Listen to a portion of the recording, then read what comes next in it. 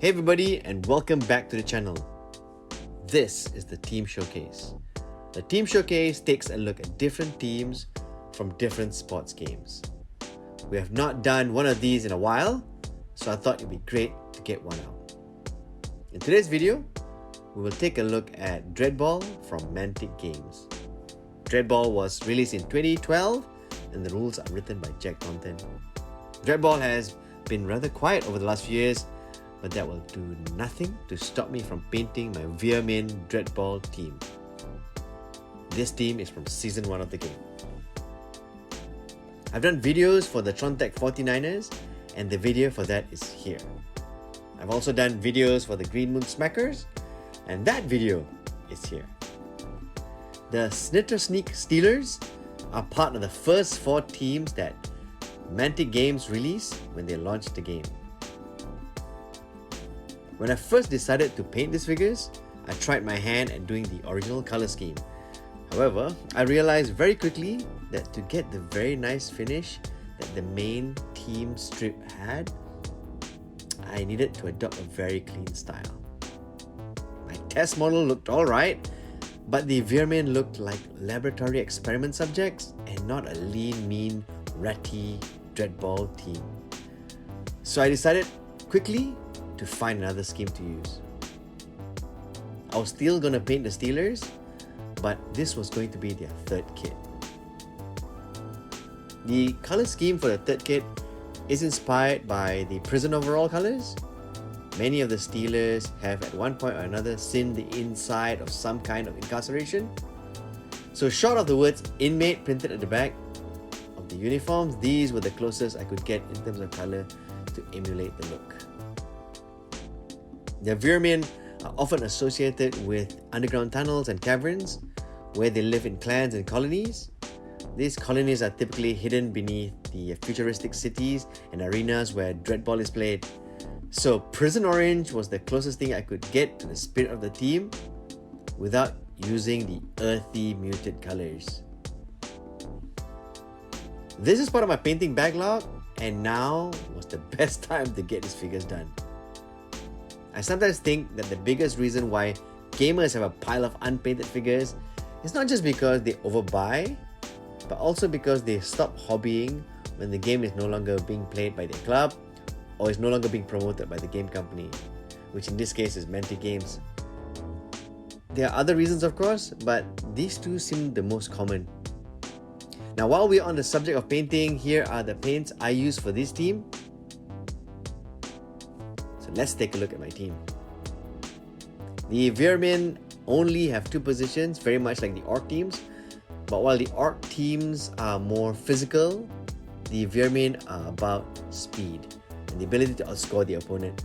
For the Veer-Myn teams, there are only guards and strikers. Alright, so let's have a look at the strikers.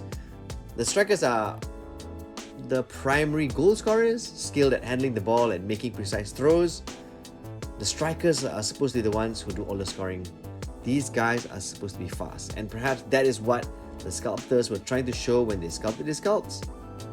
Now there are 2 types of striker sculpts.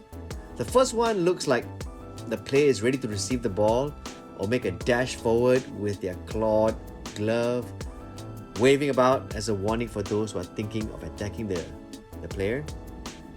Now the next sculpt looks quite ridiculous. I want to say that these guys are probably in mid-sprint or mid-dodge. I don't know, they look very strange. Then we have the guards. Now the guards are the tough enforcers, using their strength and toughness to protect their teammates. They're almost a head above the strikers. They're really, really big, but their pose is pretty boring and their faces are obscured by the helmets. The armor looks heavy, but they don't look like they're going to cause a lot of damage. This is Rick Rollat. If you think being matched with a Veer-Myn team is going to be a day at the picnic for your hard hitters, Rick Rollat is on the team to spoil your picnic and pound you to the ground in the process. Rick is larger than the average Veer-Myn guard and is the muscle that the team needs. The team excels with him on the pitch Now, painting this guy was interesting. I stared at this figure for a very long time to figure out what was what. There was so much detail, and while doing the detail, I did wish the figure was slightly bigger to properly make this guy stand out. I mean, from a distance, this guy looks like any other guard. Perhaps this was a sneaky plan by the Steelers themselves. You hide your MVP in plain sight. So what are my thoughts? Dreadball is quite a good game. However, it's currently not talked about in many gaming clubs. On the news front, there's not been any news on Dreadball for quite a while now. But if you haven't, I do recommend giving the game a go. The game is quite fluid, and just like the scoring system, moves the initiative quite radically back and forth for a very exciting game. As for the miniatures, I must say that I wish the sculpts were much better. I understand that these are pretty much the first generation figures for the Veer-Myn Dreadball teams, but even then, the sculpts are not great. It's either they chunk up the miniatures so the details of the figure would be easier to paint, or they should just reduce the amount of detail in the figure. There are certain parts of the figure which are quite puzzling to paint, because for me at least, I could not tell which parts were Veer-Myn and which parts were armor. Many a time, I found myself mistaking one part for another and having to go in and fix it. The poses are also not very great. I'm undecided on what they were going for when they introduced poses like this, so it's not good for me. Finally, I wish there was a little bit more background on the Steelers, just so that you could sink your teeth into them.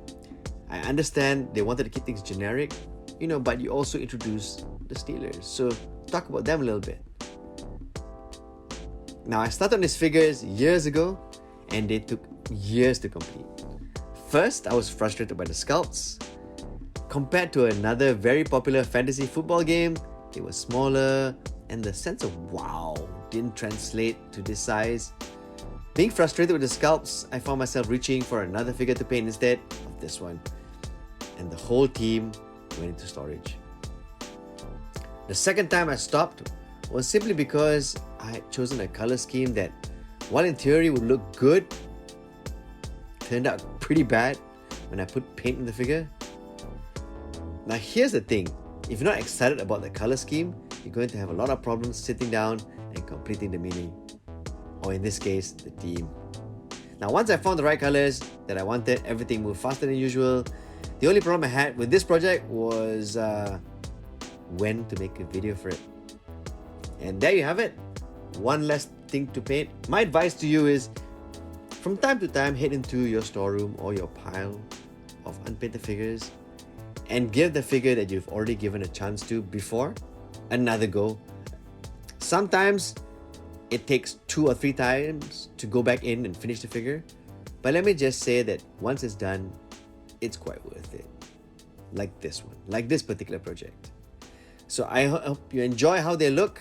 Please like and subscribe, and don't forget to enjoy painting those figures.